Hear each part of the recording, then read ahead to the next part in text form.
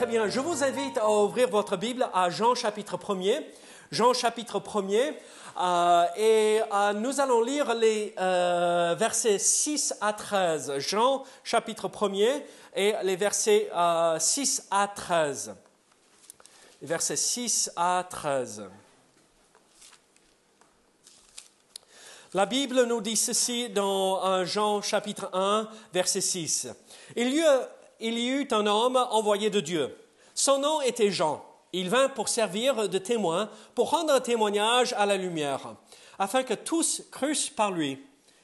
Il n'était pas la lumière, mais il fut envoyé pour rendre témoignage à la lumière. Cette lumière était la véritable lumière qui éclaire tout homme venant dans le monde. Elle était dans le monde, et le monde a été fait par elle, et le monde ne l'a point connue. Elle est venue chez les siens, et les siens ne l'ont point reçue. Mais à tous ceux qui l'ont reçue, à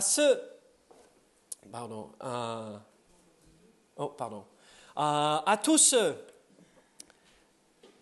qui l'ont reçu, je me suis perdu. Mais à tous ceux qui l'ont reçu, à ceux qui croient en son nom, elle a donné le pouvoir de devenir enfants de Dieu, lesquels sont nés non du sang, ni de la volonté de la chair, ni de la volonté de l'homme, mais de Dieu. Prions ensemble. Seigneur, sois avec nous ce matin. Aide-nous à comprendre ce passage que nous regardons ensemble ce matin, Seigneur. Que tout soit pour ta gloire et ton honneur, Seigneur.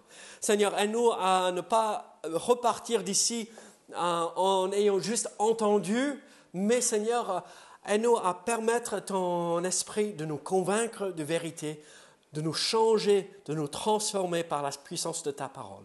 Au nom de Jésus. Amen. Là, j'ai intitulé ce message « Qui est Jésus ?» Vous savez, aujourd'hui, quand nous nous promenons dans la ville, dans la rue, là, et nous nous posons cette question, ou nous posons la question aux autres autour de nous, « Qui est Jésus ?» On aura pas mal de réponses différentes, n'est-ce pas? À vous de me répondre. Qui est Jésus pour nous? Notre Sauveur et Seigneur. Il est aussi Dieu lui-même, incarné, venu, né d'une vierge, n'est-ce pas? On connaît toutes ces vérités, n'est-ce pas? Et donc Jésus est bien plus qu'un homme.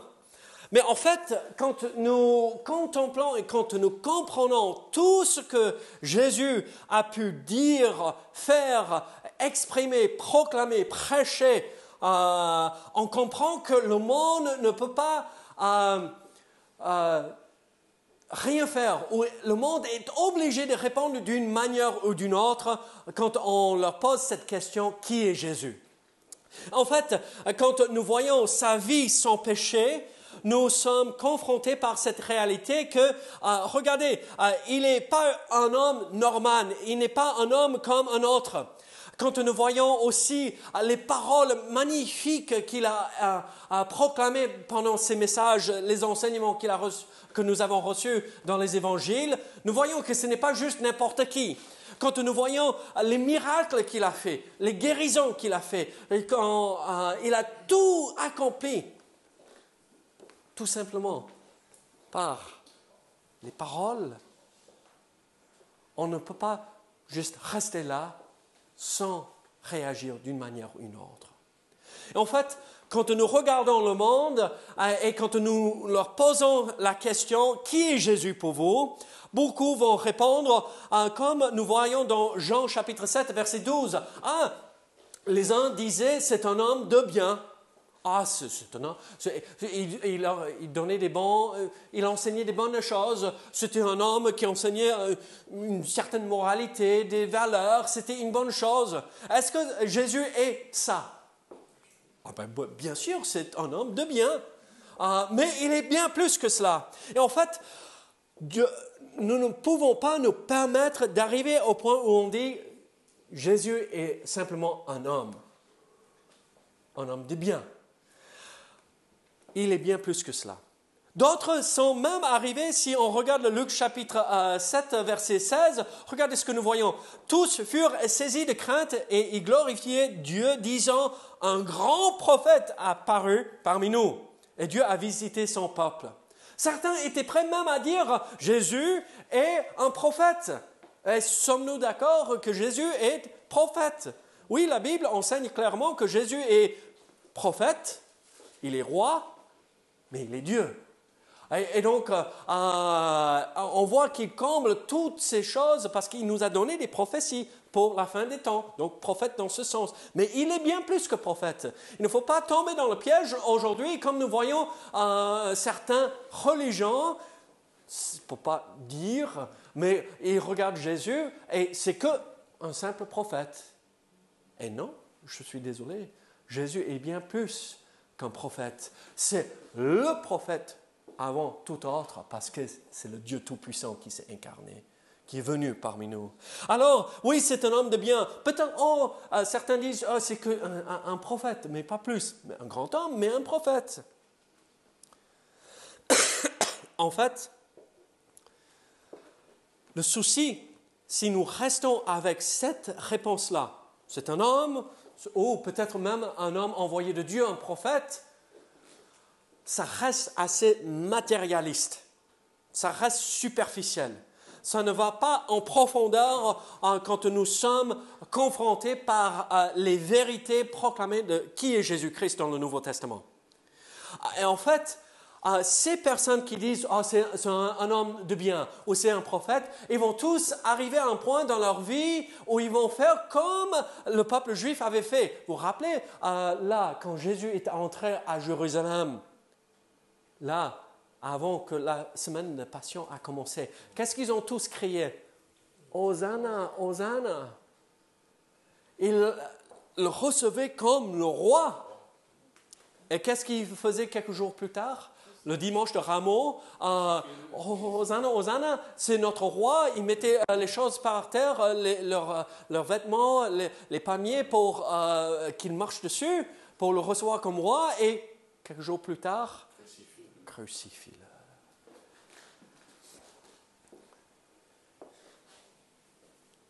Ôte, crucifie-le.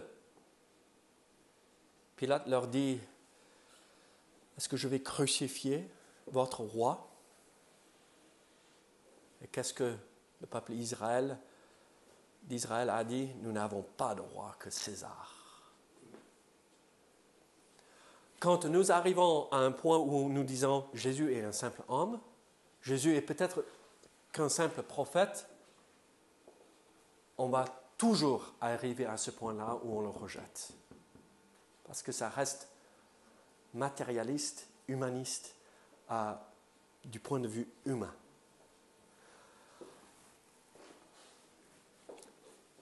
En fait, il y a aussi ceux qui répondent d'une autre manière. Ceux qui, c'est quelqu'un de bien, c'est un prophète, mais ils vont arriver à ceci éventuellement. C'est sûr et certain. Mais il y a d'autres qui sont attirés par la personne de Jésus-Christ et les évangiles nous révèlent cela, mais ils refusent de s'engager pour le Seigneur. Regardez ce que nous voyons dans Jean chapitre 12, verset 42. Cependant, même parmi les chefs, plusieurs crurent en lui, les chefs religieux, d'accord, les meneurs, les responsables d'Israël. Mais à cause des pharisiens, ils n'en faisaient pas l'aveu, dans la crainte d'être exclus de la synagogue. Nicodème au départ. Ouais. Le jeune homme riche, vous vous rappelez de lui, il est arrivé et qu'est-ce qu'il faut faire? Et non, c'est trop cher. Mais combien sont arrivés à ce point-là dans leur vie aujourd'hui? Ils voient qui est Jésus-Christ, ils comprennent que c'est le roi des rois, c'est Dieu lui-même qui est venu pour nous racheter, nous arracher de l'enfer, et on est confronté par cette réalité, mais non, ça coûte trop cher. Mais mes amis, si le monde comprenait le vrai coût, le vrai prix de ne pas accepter Jésus, aucun ne ferait, non, j'ai peur d'être exclu de la synagogue. Moi, je préfère être exclu de la synagogue et de la société même d'aujourd'hui que d'être exclu du ciel. Les amis, Il vaut mieux être rejeté par le monde entier que d'être rejeté par Dieu. Venez. Il y a ceux qui disent non, non, c'est trop cher ça. Je ne veux pas, je ne peux pas. Je vais trop perdre. Mais il y a aussi ceux qui sont hostiles vis-à-vis de Jésus-Christ. Qu'est-ce que nous voyons? Nous revenons à ce verset dans Jean 7, verset 12 qu'on a vu. Certains disaient, non, c'est un homme de bien. Mais d'autres disent, non, non, non. Ils égarent la multitude. En fait, ils font déraper les gens. Et là, c'était une accusation devant les autorités. Mais attention, attention, c'est un homme dangereux. Et qu'est-ce que nous entendons aujourd'hui par certains dans notre société? Attention aux chrétiens parce qu'ils sont dangereux. Ils ont une autre autorité en dehors d'une autorité humaine. Mais oui, on a Dieu comme autorité. Mais Dieu nous demande de nous soumettre aux autorités humaines qu'il a établies tant que ça ne va pas à l'encontre de la parole de Dieu. Et jusque-là, tout va bien. Nous avons la grande bénédiction d'être dans un pays où nous pouvons obéir à la lettre les lois et obéir à notre Dieu. Merci Seigneur que c'est une possibilité toujours. Là, ils étaient devenus hostiles. Mais nous avons qu'à regarder à l'Est, n'est-ce pas? En Russie, en Chine, en Corée du Nord. Et nos amis, nos frères en Christ, nos sœurs en Christ souffrent parce qu'ils disent non, nous allons obéir à la parole de Dieu. Et la loi leur interdit même de lire la Bible.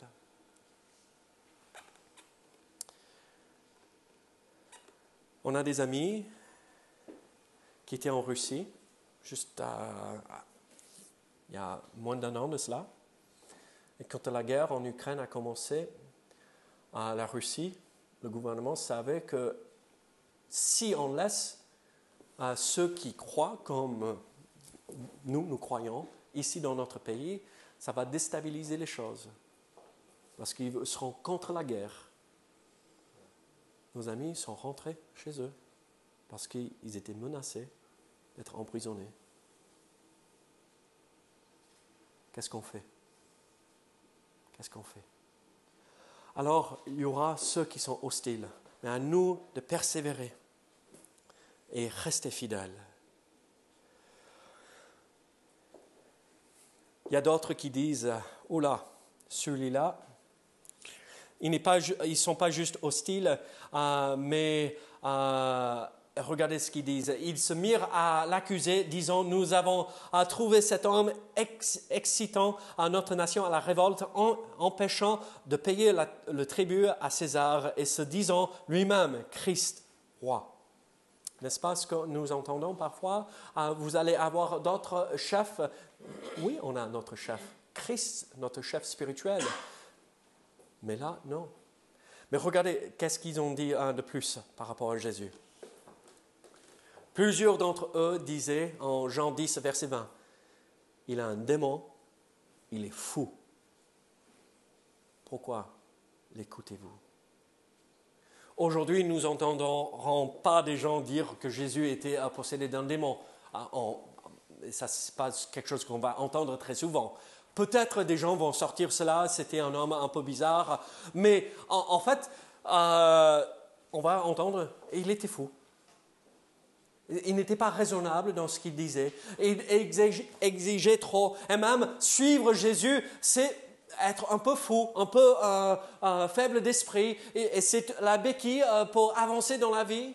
Et en fait, les gens qui ne comprennent pas qui est Jésus-Christ ne se rendent pas compte de cette grande bénédiction que nous ne suivons pas un fou, mais nous suivons le roi des rois qui nous libère et qui nous permet de vivre pleinement une vraie vie, comblée de bénédictions, pas simplement physiquement, mais spirituellement.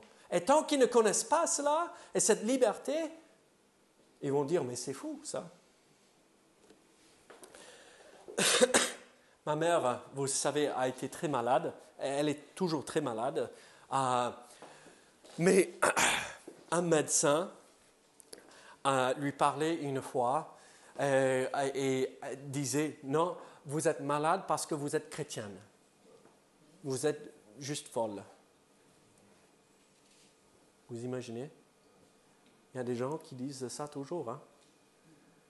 C'était ici, quand j'étais petit, ici en France. Un autre médecin est venu, il a regardé. Non, elle n'est pas malade. En fait, on a foiré l'intervention et elle saigne à l'intérieur. Il faut faire une autre intervention pour régler le problème. Vous imaginez? Les gens vont dire cela de nous. Et qu'est-ce que nous allons faire? En fait, Dieu veut que tous réagissent par la foi quand nous sommes confrontés par la vérité de Jésus-Christ ou par les vérités de Jésus-Christ. Et qu'est-ce que je veux dire par cela?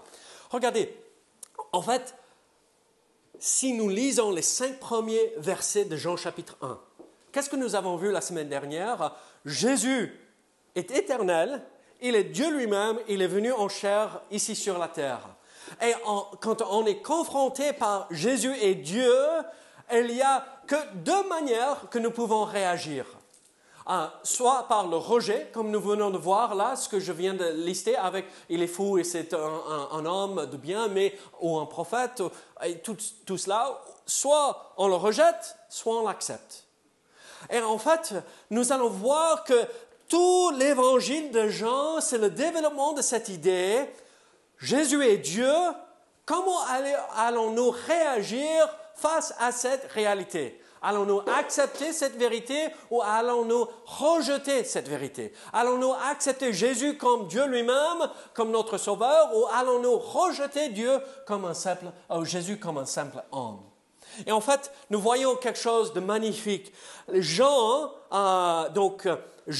le disciple, d'accord, parle de Jean-Baptiste ici, dans les premiers versets que nous avons lus. Et donc, il ne faut pas confondre les 2 Jean ici. Ce n'est pas l'auteur de cet évangile, c'est Jean-Baptiste ici. Et nous voyons le témoignage ou le témoin fidèle, Jean-Baptiste. Regardez ce que nous voyons ici. Il y eut un homme envoyé de Dieu, son nom était Jean. Il vint pour servir de témoin, pour rendre témoignage à la lumière, afin que tous crussent par lui. Il n'était pas la lumière, mais il parut pour rendre témoignage à la lumière. Qu'est-ce que nous voyons ici? En fait, Jean, l'apôtre, déclare « Jésus est Dieu ». Jésus est venu pour sauver le monde. Jésus est le Dieu tout-puissant, éternel là. Et il y avait un autre qui est venu pour rendre témoignage. Et il a proclamé à tous ceux autour de lui que c'était Dieu tout-puissant, qu'on attendait le Messie. Et après, il donne 2 réponses, 2 réactions vis-à-vis de ce message que nous allons voir jusqu'au verset 13. Mais regardez ici. Ici, dans les versets 6 à 8, nous voyons une application très importante pour vous et moi. Jean-Baptiste, c'était qui?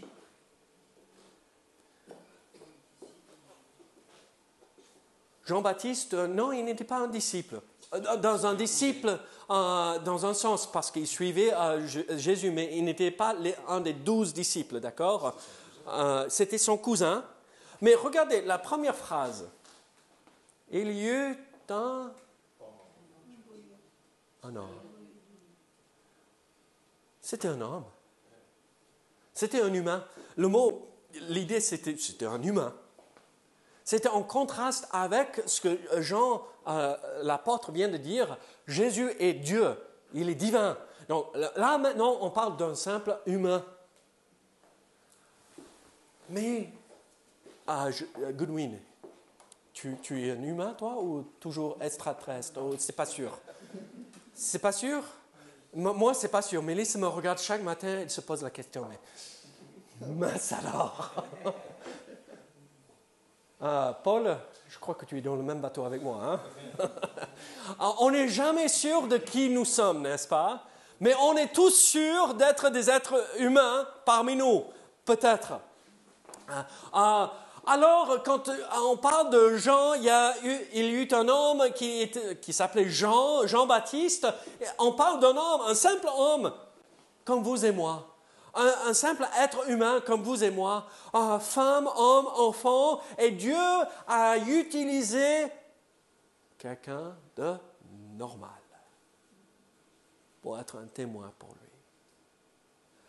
Regardez, mes amis, Dieu a utilisé quelqu'un comme Noé ou comme Raoul. Simple. Oui, avec une responsabilité importante, bien sûr, on comprend. Et c'était lui, le prophète, qui allait aplanir le chemin devant le Messie, qu'on retrouve dans Malachie chapitre 3. Oui, je comprends, c'était un prophète qui avait reçu un message de la part de Dieu lui-même. Oui, je comprends tout cela, mais c'était un homme, comme vous et moi. Dieu s'est servi de quelqu'un de chaque jour, qui veut dire il peut se servir de vous et moi aussi pour accomplir quelque chose de merveilleux.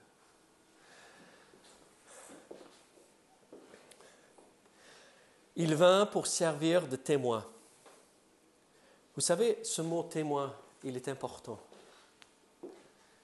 Est-ce que vous connaissez la racine du mot témoin? Donc, dans le grec, ici, c'est le même mot que nous allons traduire martyr.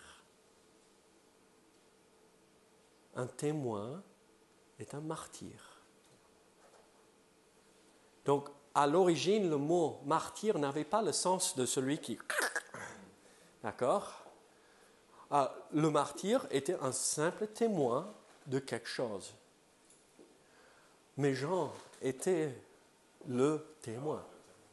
Il a perdu sa tête en servant Jésus-Christ, n'est-ce pas? Mes amis, Dieu peut appeler n'importe personne pour être un témoin pour lui, et nous devrions être prêts à aller jusqu'au bout pour servir notre Seigneur et Sauveur Jésus-Christ.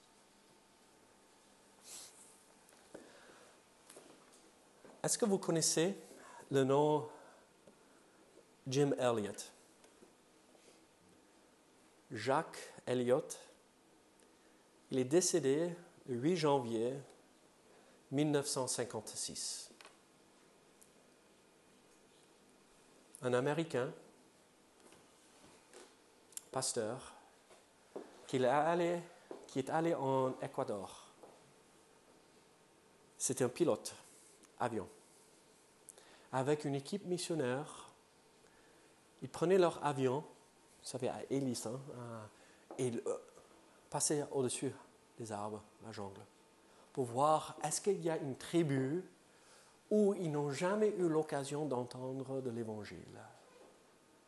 Et ils volaient, ils prenaient leur avion, ils ont trouvé un endroit où ils ont retrouvé un village, et petit à petit, ils commençaient à laisser tomber avec des petits parachutes, d'accord, des choses de l'avion, et là, les gens de cette tribu récupéraient, et ils pensaient que peut-être ils comprenaient ce qui se passait. Et un jour, Jim Elliot, Jacques, Nate Saint et plusieurs autres sont arrivés avec leur avion. Ils sont atterris juste le long de la rivière là, sur le sable. Et ils sont descendus de l'avion. Ils se sont fait tuer. Les gens de cette tribu avaient peur. Ils pensaient que c'était des mauvais esprits ou quelque chose qui arrivait. Ils ont tiré des flèches sur eux. Ils sont morts.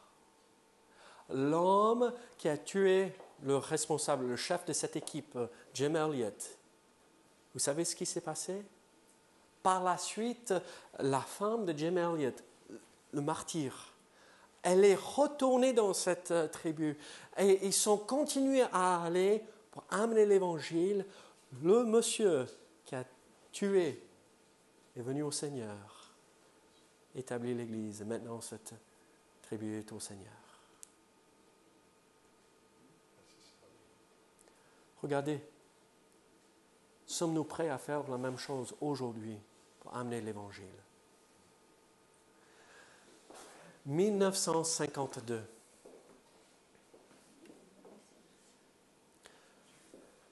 Tu as quel âge alors? L'année de ta naissance. Tu as quel âge alors? 70. Ça fait 70 ans cette année. 70 ans cette année que ces hommes ont donné leur vie pour le Seigneur. Qu'est-ce que nous donnons pour servir le Seigneur? Qu'est-ce que nous sommes prêts à sacrifier pour le Seigneur?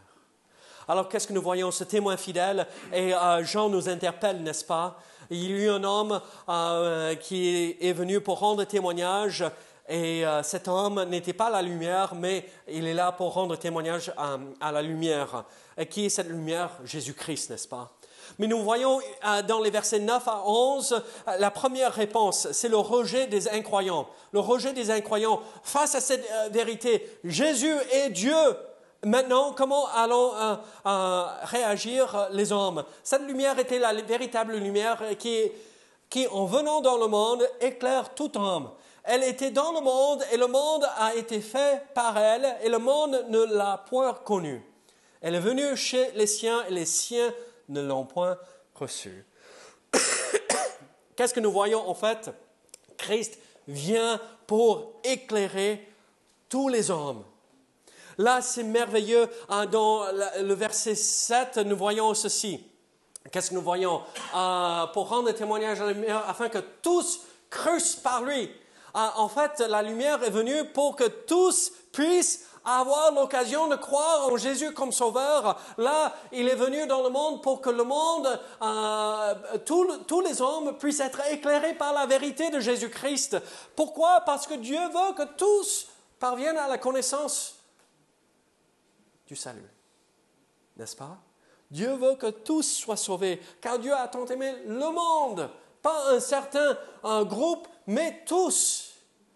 Alors si Dieu aime le monde entier, à nous d'aller vers ce monde perdu pour leur proclamer et leur partager l'amour.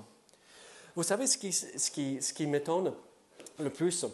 Vous savez, la grande majorité, pas la nôtre, espérons, mais la grande majorité des églises, vous savez comment elles sont connues? Elles sont rigides, elles sont tristes, elles sont sévères, elles ne sont pas aimantes, elles sont là pour juger. Je ne suis pas là pour juger personne. Moi, je suis là pour montrer Dieu t'aime, même dans ton péché. Dieu t'aime, viens être pardonné de ton péché pour que tout soit rétabli. Notre devoir n'est pas d'aller dans le monde pour condamner le monde. Le monde sait. Dès que nous ouvrons notre bouche, dès que nous partageons la vérité de la parole de Dieu, vous voyez leur réaction, hein? Combien de fois nous partageons l'Évangile et Dieu t'aime. Il ne te regarde plus dans les yeux. Est-ce que vous connaissez Dieu? Est-ce que vous avez lu la Bible? C'est un peu comme cet enfant qui sait qu'il a fait une bêtise, mais il n'ose pas regarder maman. Hier soir, on avait Steven et Michaela, Steven à la maison en attendant les résultats là aux urgences de Saint-Gaudens. Il avait son chien avec lui. Et le chien tourne et joue avec Bella, bien sûr, notre chien. Donc c'est pendant 2 heures, ça fait le tour, ça fait, c'était bien. Bella a bien dormi hier soir. Hein? Et d'un coup, on entend, tout tombe dans la cuisine. Mais qu'est-ce qui se passe? Et Steven appelle. Le nom du chien, c'est George. George. Ok, George, ok. George. Et tu vois la tête du chien avec la queue entre les jambes. Qu'est-ce que tu as fait? Mais pas méchamment, mais il savait qu'il avait fait une bêtise. Mais nous, les hommes, les femmes, quand nous sommes confrontés par la vérité, c'est pareil. Pas à moi de condamner. L'Esprit de Dieu le fait déjà, les convaincre de leur besoin d'un sauveur. À moi de partager l'amour de Dieu, leur expliquer tout ça peut être pardonné. Alors, nous voyons le rejet des incroyants, le rejet de cette lumière. Le monde ne veut pas recevoir cette lumière. Il rejette.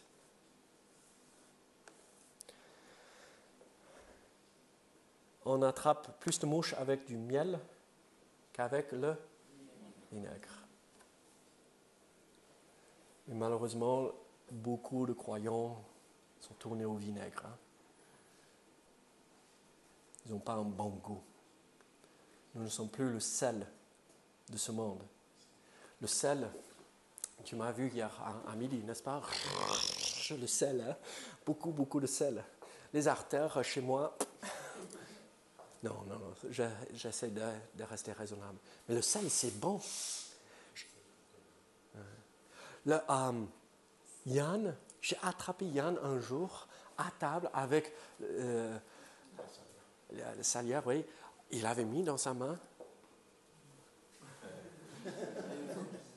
On fait tout ça à un moment donné, n'est-ce pas? Mais est-ce que le monde fait ça avec nous? Oh, c'est bon ça. C'est l'image de ce que la Bible nous donne. On est le sel de ce monde. Mais en fait, c'est fade. Si le sel perd sa saveur, il ne sert à rien. Autant le jeter dehors pour marcher dessus. Et c'est utile quand on jette le sel dehors. Vous savez ce que ça fait dans le chemin? Ça dégivre, oui, en hiver, mais ça tue aussi les mauvaises herbes, ça désherbe. C'est toujours utile, mais pas de la même manière. C'est le rejet. Nous voyons une dernière réaction. Le rejet des incroyants. Mais merci Seigneur qu'on ne termine pas avec cela. Regardez à partir du verset 12. Qu'est-ce que nous voyons? Mais à tous ceux qui l'ont reçu, à ceux qui croient en son nom, elle a donné le pouvoir de devenir enfants de Dieu, lesquels sont nés non du sang, ni de la volonté de la chair, ni de la volonté de l'homme, mais de Dieu. En fait, nous voyons cette deuxième réaction possible, c'est l'acceptation, de croire, accepter Jésus-Christ comme sauveur personnel. Et ce qui est merveilleux ici, c'est que, mais à tous ceux qui l'ont reçu, à ceux qui croient en son nom, elle a donné le pouvoir de devenir enfants de Dieu. En fait, nous voyons ce mariage de ces deux idées. L'homme est responsable de sa décision, mais en fait, c'est tout Dieu qui fait en même temps. Regardez, à tous ceux qui l'ont reçu. Mais c'est eux, il faut recevoir eux, mais c'est Dieu qui donne le pouvoir de devenir enfant de Dieu. Lesquels sont nés non du sang, c'est pas, on n'est pas né chrétien, on n'est pas né dans la famille de Dieu, on est adopté dans la famille de Dieu, ni de la volonté de la chair, donc c'est pas moi qui peux forcer mes enfants à devenir chrétiens, ni de la volonté de l'homme, c'est pas l'homme lui-même qui décide, mais Dieu. Comment combler ces deux idées? On a eu la même conversation hier, n'est-ce pas? Comment combler et comprendre Dieu décide, mais l'homme est responsable. Mais c'est la beauté de Dieu. Il nous met devant nos responsabilités. Il dit, je veux, comme on a vu dans verset 7, dans verset 9, je veux que tous soient sauvés, qu'ils viennent à moi, que j'attire tous, tout homme. Mais je fais et je donne la capacité à chacun de croire selon ma volonté parfaite. Dieu est bon. Dieu est vraiment bon. Alors mes amis, nous sommes confrontés par la vérité de Jésus-Christ. Jésus n'est pas un simple homme, il est Dieu lui-même. Comment allons-nous réagir? Allons-nous accepter Jésus, comme ici, et le reconnaître comme notre Sauveur, ou allons-nous le rejeter comme la grande majorité de ce monde fait? Mais si nous l'acceptons, à nous de suivre l'exemple de Jean-Baptiste. Il était un simple témoin, un homme comme vous et moi, un être humain, pas extraordinaire, même je dirais plutôt ordinaire, mais avec un message extraordinaire. Nous avons la même responsabilité que lui. Je suis un homme normal, au moins. Peut-être un peu bizarre, mais normal. Mais on a un message magnifique. Prenez ce livre, lisez, apprenez, pour que par la suite nous puissions propager et semer. pas pour semer le trouble comme les croyants ou les incroyants accusaient Jésus, mais pour semer la paix. Parce que ce Jésus qui s'est incarné est le prince de la paix. Si nous voulons vraiment vivre la paix dans ce monde, la joie, l'amour, il faut que Christ règne. C'est le seul moyen. Alors, mes amis, comment allons-nous réagir? Acceptant ce Jésus ou le rejetant? Je crois que nous pouvons tous témoigner, nous l'avons accepté, n'est-ce pas? Mais qu'est-ce que nous faisons par la suite? Est-ce que nous suivons l'exemple de Jean-Baptiste, de Jim Elliot et de tous ceux qui ont donné leur vie en servant leur Sauveur?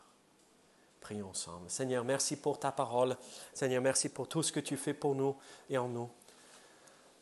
Seigneur, ces passages sont tellement riches. Nous ne voulons pas passer à côté, ne pas réfléchir et méditer à ces vérités. Donc, Seigneur, aide-nous à avoir ce fardeau de partager le message de l'Évangile à ce monde perdu. Au nom de Jésus. Amen.